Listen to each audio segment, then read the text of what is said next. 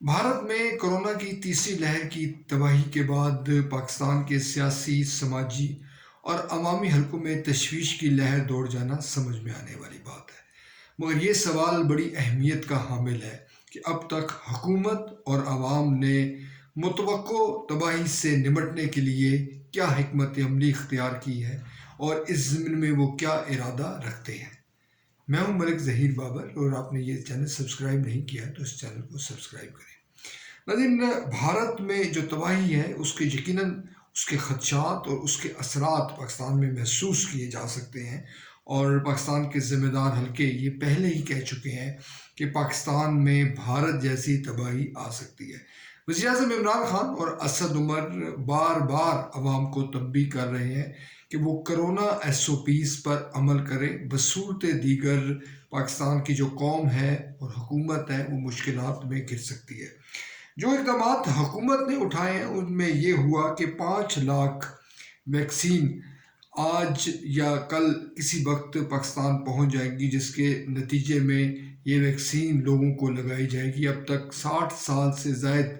عمر کے لوگوں کو یہ ویکسین لگائی جا رہی ہے، مگر حکام کا یہ کہنا ہے کہ 50 سال سے زائد کی بعد میں باری آئے گی، اور اس کے بعد 40 سال سے زائد کے جو لوگ ہیں، جو افراد ہیں، ان کو لگائی جائے گی۔ غرض بتدریج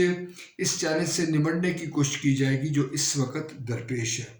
دوسری طرف پاکستان میں جو آکسیجن ہے اس کا معاملہ تشویشناک شکل اختیار کر رہا ہے۔ آپ کے علم میں ہے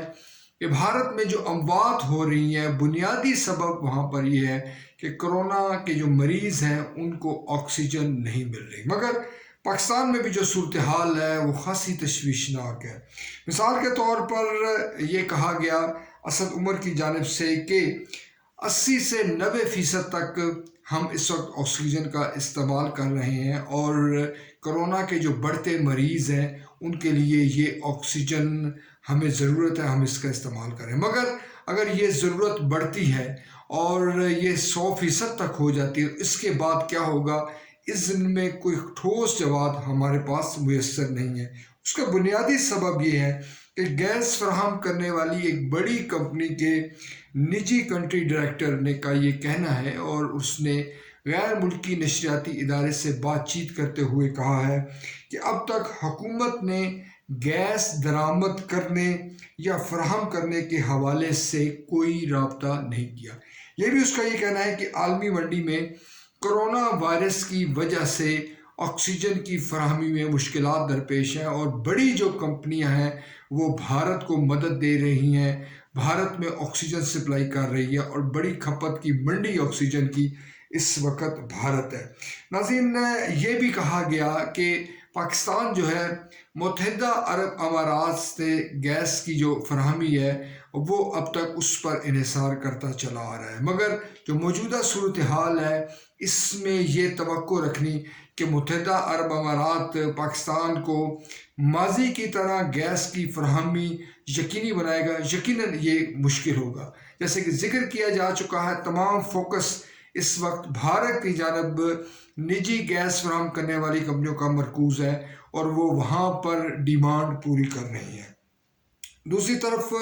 جو زمینی حقائق ہیں وہ بھی بڑے تشویشناک ہیں۔ عام حالات میں جو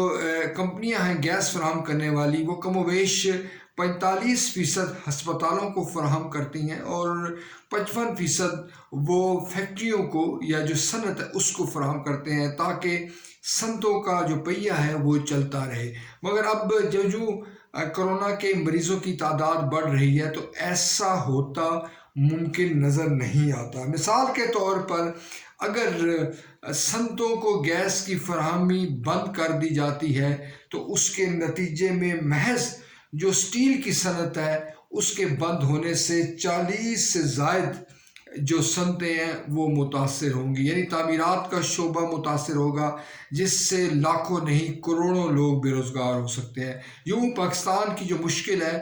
وہ دوہری ہو جائے گی کہ ایک طرف کرونا کے مریض بڑھ رہے ہیں اور دوسری طرف بے روزگاری میں اضافہ ہوگا جس کے خطرناک نتائج برآمد ہو سکتے ہیں۔ ناظرین، تشویش کا جو معاملہ ہے وہ سب سے بڑھ کر یہ ہے کہ اس وقت بھی ہمارے گلی بازاروں میں اور مختلف پبلک مقامات پر SOPs پر عمل درآمد ہوتا آپ کو نظر نہیں آ رہا۔ کچھ تجاویز یہ بھی سامنے آ رہی ہے کہ لوگوں کو جرمانے کیے جائیں، لوگوں کو سختی کی جائے تاکہ یہ معاملہ نپٹے۔ وزیر اعظم عمران خان نے گزشتہ روز ایک اہم اعلان کیا جس میں ان کا یہ کہنا تھا کہ کرونا SOPs پر عمل درآمد کے لیے فوج مدد کرے گی، پولیس اور رینجرز کی، مگر اس سے نتائج کس حد تک بہتر ہوں گے یہ یقیناً کہنا مشکل ہے۔ اب تک کی جو صورتحال ہے اس میں یہ خدشات بڑی تیزی کے ساتھ بڑھ رہے ہیں کہ ایک طرف ہمارے یہاں آکسیجن کی یا وسائل کی کمی ہو سکتی ہے، حکومتی جو زعماء ہیں ان کی جانب سے بھرپور تیاری نہ ہونے کی خبریں سامنے آ سکتی ہیں، اور دوسری طرف جو عوام ہیں وہ کرونا SOPs پر عمل درآمد نہ کر کے اپنے لیے بھی مشکلات پیدا کر سکتے ہیں اور ملک کے لیے بھی مشکلات کھڑی کر سکتے ہیں۔